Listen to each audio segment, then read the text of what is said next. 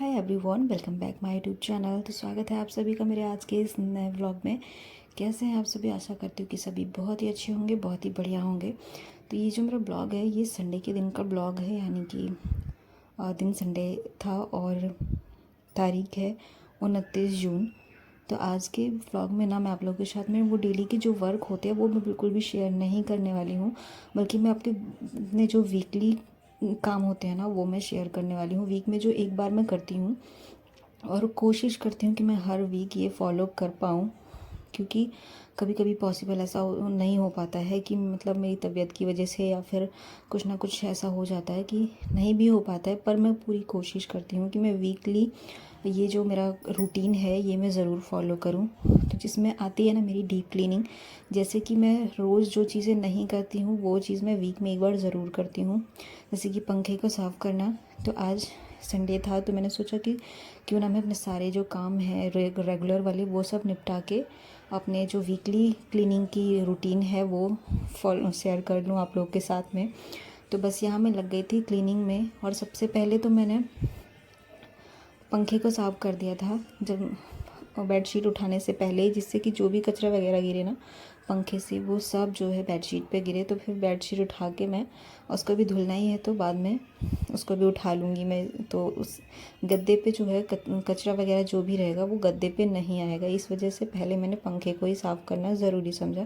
फिर मैंने pillow cover से ही उठा के बेड को भी साफ़ कर लिया और बेडशीट भी उठा ली। उसके बाद मैंने पिलो कवर से जो है बेड का सिराना जो था वो भी साफ़ कर लिया, क्योंकि उस पर भी धूल ना हो ही जाती है। वैसे तो थोड़ी बहुत क्लीनिंग रोज़ ही करती हूँ, पर किसी जब वीक में एक बार साफ़ करती हूँ ना तो कोशिश करती हूँ कि थोड़ा सा ज़्यादा टाइम लेके मैं डीप क्लीन कर लूँ, जिससे कि पूरे हफ्ते ना बहुत अच्छे से मतलब फटाफट वाली क्लीनिंग मैं कर सकूं। इसलिए मैं वीक में एक बार मैंने डिसाइड कर रखा है, खुद से ही रूटीन बना रखा है कि संडे के दिन ना मैं बहुत अच्छे से क्लीनिंग करूंगी। जहां मैं रोज़ नहीं कर पाती वहां की क्लीनिंग मैं संडे को ही करूंगी। तो बस ये इसीलिए मैं करती हूँ। और संडे के दिन ही जो चीज़ें मैं रेगुलर नहीं फॉलो करती वो मैं संडे के दिन करती हूँ, क्योंकि ऐसा कुछ भी नहीं है कि मेरे पास टाइम नहीं होता या फिर मैं कुछ जॉब वगैरह कर रही हूँ। तो जॉब वगैरह तो मैं सब छोड़ चुकी हूँ अपनी प्रेगनेंसी की वजह से। तो फिर मैं घर का ही काम करती हूँ, लेकिन जो रेगुलर के काम होते हैं ना वो भी काफ़ी सारे हो जाते हैं, तो उससे भी थकान हो जाती है। पर एक दिन अगर आप वीक में इस तरह से क्लीनिंग करते हैं ना तो प्रॉपर एक वीक तक तो आपका घर बिल्कुल अच्छे से साफ़ रहता है। अगर एक आध दिन आप छोड़ भी देते हैं ना तो उतना ज़्यादा फ़र्क नहीं पड़ता कि घर बहुत ज़्यादा गंदा है या फिर कुछ दिक्कत है इधर मतलब क्लीनिंग में। तो अगर एक दिन आप छोड़ भी देंगे तो ऐसा कुछ भी फ़र्क नहीं पड़ने वाला है। थोड़ा बहुत तो गंदगी रहेगी जो आप दूसरे दिन उसको मैनेज कर सकते हो, उसको क्लीन कर सकते हैं। तो बस इसीलिए वीक में एक बार डीप क्लीन घर को ज़रूर करना चाहिए। जो भी एरिया आपको लगता है ना कि ज़्यादा गंदा है वो आप फटाफट करिए, क्लीन करिए उसको, मतलब अच्छे से डीप क्लीन करिए, जिससे कि उसमें वहाँ पे जो भी गंदगी दिखती है वो सब अच्छे से फटाफट रिमूव हो जाए और घर जो है पूरा अच्छे से साफ़ सुथरा दिखने लगे।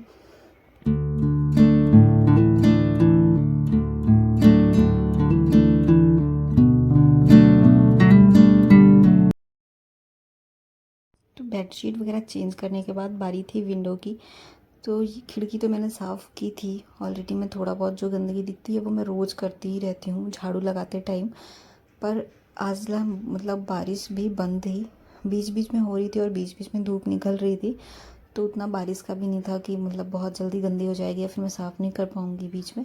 तो यहाँ जो बारिश की वजह से जो बूंदों के ना दाग पड़ गए थे उसको भी मैंने कोलिन लगा के आज अच्छे से साफ़ कर दिया था। और मैंने यूज़ किया था पिलो कवर का ही, पेपर मैंने नहीं लिया था साफ़ करने के लिए, क्योंकि पेपर से जब साफ़ करती तो बहुत अच्छे से साफ़ हो जाता है।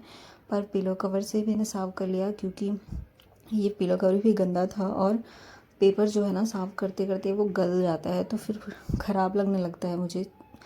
तो फिर से चेंज करना पड़ता है, मतलब चेंज कर करके करना पड़ता है तो जाके अच्छे से साफ़ होता है, नहीं तो पेपर से भी अच्छे से साफ़ नहीं होता। इसीलिए मैंने सोचा कि मैं क्यों ना पिलो कवर से ही साफ़ कर लूँ, जो मुझे धोना ही है तो मैं इससे सारी क्लीनिंग कर लेती हूँ। तो थोड़ा गंदा जो है वो थोड़ा और ही गंदा हो जाए तो भी सही चलेगा, पर साफ़ हो जाएगा। इसीलिए मैंने आज पिलो कवर का ही यूज़ किया था पूरी जगह पे जहाँ भी मैंने क्लीनिंग की थी सब जगह पे मैंने इसी का यूज़ किया था। और पंखे को साफ़ करने के लिए मैंने भाई गंदा सा कपड़ा लिया था, जो कि मुझे दोबारा यूज़ ना करना हो इसलिए, क्योंकि पंखे में जो कालापन आ जाता है ना वो फिर कपड़े किसी भी कपड़े से साफ़ करने के बाद ना वो छूटता बिल्कुल भी नहीं है। इसीलिए मैंने पंखे को साफ़ करने के लिए दूसरा कपड़ा चेंज किया था।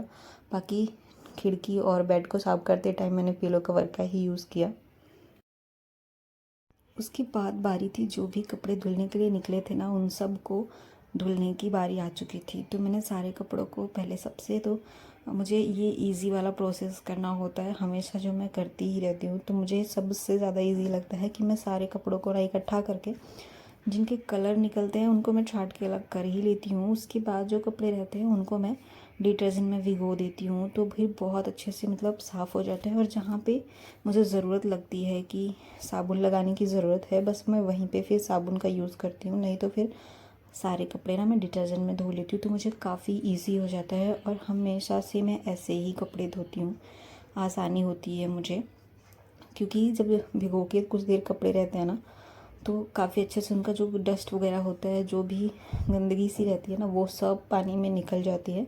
तो इजी हो जाता है कपड़ों को साफ़ करना। बाकी जो भी आप धो रहे हैं, जहाँ पे आपको लगे कि ज़्यादा गंदगी है वहाँ पे आप साबुन यूज़ करिए, इजीली बहुत अच्छे से कपड़े साफ़ हो जाते हैं। इस तरह से मैं हमेशा फॉलो करती हूँ और कपड़े बहुत अच्छे साफ़ भी होते हैं। ऐसा बिल्कुल भी नहीं है कि नहीं साफ़ होते।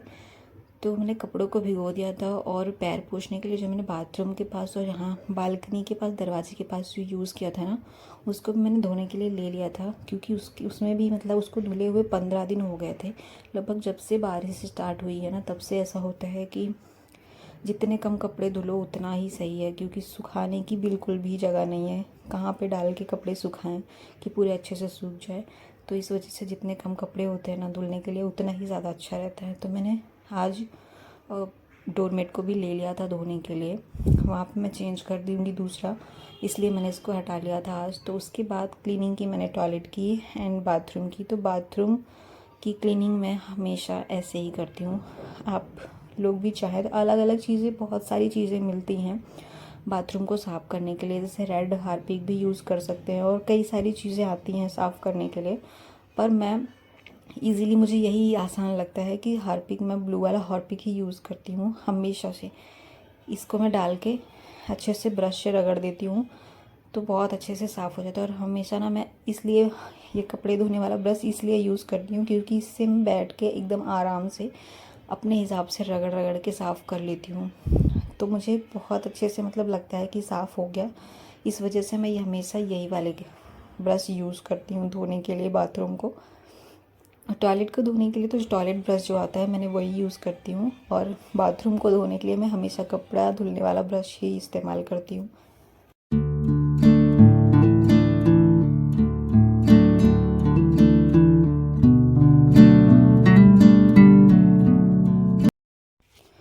तो एक भैया ने मुझे कमेंट किया था कि मुझे आप बाथरूम क्लीनिंग का रूटीन बता दीजिए, मतलब कैसे आप कैसा करते हो वो चीज़ मुझे बता दीजिए। तो भैया जी ये स्पेशली आपके लिए कि मतलब मैं ऐसे ही साफ़ करती हूँ पूरे बाथरूम में हार्पिक को डाल के, बस अच्छे से मैं ब्रश से रगड़ लेती हूँ। आप चाहें तो ये कपड़े धोने वाला ब्रश यूज़ कीजिए या फिर जो बड़ा ब्रश आता है धुलने के लिए वो आप इस्तेमाल कीजिए, आप पे डिपेंड करता है। बाकी मेरा कोई भी और आइडिया और कोई भी और नया तरीका नहीं है बाथरूम को क्लीन करने का। नॉर्मली मैं इसी तरीके से धुलती हूँ अपने बाथरूम को, और साफ़ भी बहुत अच्छे से हो जाता है। जहाँ पे ज़्यादा पीलापन लगे ना वहाँ पे आप थोड़ा सा ज़्यादा हार्पिक डालिए और उसके बाद आप उसको अच्छे से रगड़िए। थोड़ा सा टाइम देके अगर आप साफ़ कर रहे हैं कि कहीं भी मतलब कोई भी काम करो और प्रॉपर कर रहे हो तो उसमें थोड़ा सा टाइम ज़्यादा जाएगा पर वो चीज़ जो है परफेक्ट होगी। तो मैं ऐसे ही साफ़ करती हूँ।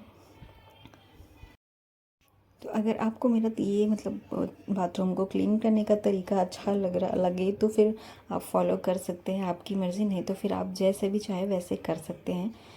तो बस मेरा सिंपल सा यही एक तरीका है क्लीनिंग का जो मैं आप लोगों के साथ में आज शेयर कर रही हूँ। तो पहली में जब कपड़े धो रही थी ना तो इतनी ज़्यादा बारिश हो रही थी, मतलब अभी भी बारिश दिखिए अब बिल्कुल भी बारिश रुकने का नाम नहीं ले रही है। बीच में अब बारिश होती है और फिर बंद हो जाती है, फिर बारिश शुरू होती है फिर बंद होती है, बस ऐसा ही लगा हुआ है आज पूरा दिन। तो बस मैंने कपड़े धुल के डाल दिए थे। उसके बाद जो है मैंने अपनी बालकनी को भी क्लीन कर लिया था, क्योंकि सारी चीज़ देखिए अभी भी इतनी ज़्यादा ना बारिश हो रही थी कि मैं अपना काम छोड़ के जो है चली गई थी कि मतलब बारिश बंद होगी तो फिर से मैं आके अपना काम स्टार्ट करूँगी यहाँ पे। उसके बाद मैंने नहा धो लिया था, और संडे को जो कि हमेशा ही मैं सारे अपने काम ख़त्म करके क्लीनिंग वगैरह के सारे जो भी काम रहते हैं ना वो सब ख़त्म करके ही मैं स्नान करती हूँ। तो बस यहाँ पे मैं स्नान करके आ चुकी थी, और देखिए सुबह के 10 बजे से मैं लगी हुई थी और 1:30 बज गए थे मुझे पूरे घर को साफ़ सुथरा और क्लीन करने में। तो जो भी चीज़ें मुझे लग रही थी कि बहुत ज़्यादा गंदी है उनको मैंने बहुत अच्छे से साफ़ किया। बाकी जो रोज़ के काम हैं वो तो ऐसे ही चलते रहते हैं। और कपड़े सुखाने का जो तरीका है ना इस टाइम ऐसा ही चल रहा है कि मतलब पंखा चला के कुर्सी पे डालती हूँ या फिर खिड़की के ऊपर डाल के फिर मैं कपड़े सुखाती हूँ। जैसे आप भी आप देख सकते हैं मैंने कपड़े डाल रखे हैं और पंखा चालू कर रखा है सूखने के लिए कपड़ों को। और बाकी पूरे घर की मैंने बहुत अच्छे से आज क्लीनिंग कर ली है। सो फाइनली फ्रेंड्स, ये था मेरा संडे का डीप क्लीनिंग का वीडियो या ब्लॉग। तो कैसा लगा आपको, आप लोग मुझे कमेंट में ज़रूर बताइएगा। अगर थोड़ी सी भी मेरी वीडियो पसंद आएगा तो प्लीज़ वीडियो को लाइक कर दीजिएगा। चैनल पर अगर नए आते हैं तो चैनल को सब्सक्राइब कर लीजिएगा। मिलती हूँ नेक्स्ट वीडियो में, तब तक के लिए बाय बाय, टेक केयर, ख्याल।